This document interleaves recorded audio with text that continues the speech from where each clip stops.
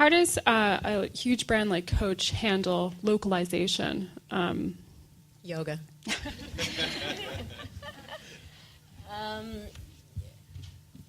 Well, I mean, we're very good about, in terms of our stores, we have different tiers and different classifications of stores. So we're very specific about segmenting what product goes into what market. There are obviously areas where a tote bag is going to do a lot better than a clutch and vice versa. So we love research. We love research at Coach. So we definitely do a lot of work in the field, as we say, and figure out sort of what's doing well and what isn't, and then how do you definitely target an assortment based on the store specifically. And our store managers and our regional managers and district managers and everyone feel very, very good about being very vocal when it comes to what's doing well and what isn't. So, do you guys talk about psychographics? Is this a word that's been tossed around, or how in terms of segmenting your customers, are you talking about what kind of pets they have and that sort of thing? We talk about who she is. We talk a lot about who she is. And that means a lot of different things, where she gets her information, where she's looking online, what her interests are. We always say, this is a term that's been around for a long time, we're sort of a combination of magic and logic. So there's consumer research, but as we all know, if it was as easy as just doing consumer research, then everybody would be really successful. So there's a lot of also intuitiveness that goes along with it in terms of the design process, but we definitely like to know who she is. Sure. And you have sort of one target profile, or do you have a bunch according to different... There are definitely a number of them. And that's also sort of where Poppy came from, which was the idea that, she's a little different. She can be sort of edgy and preppy and also romantic. And what is that? What do those pieces look like?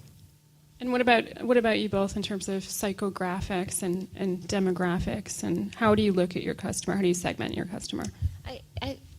We don't necessarily segment them. We have a girl or a guy that we think is aspirational. So she's that girl that everyone kind of wants to be, no matter what age you are. So we target her, but at the same time we do want to know what she's up to and what she's doing and what kind of car she's driving, and I exactly the same as those thoughts go right into the design process. So is she running with an iPhone, or is she running with her BlackBerry, so that we're making the right size pocket?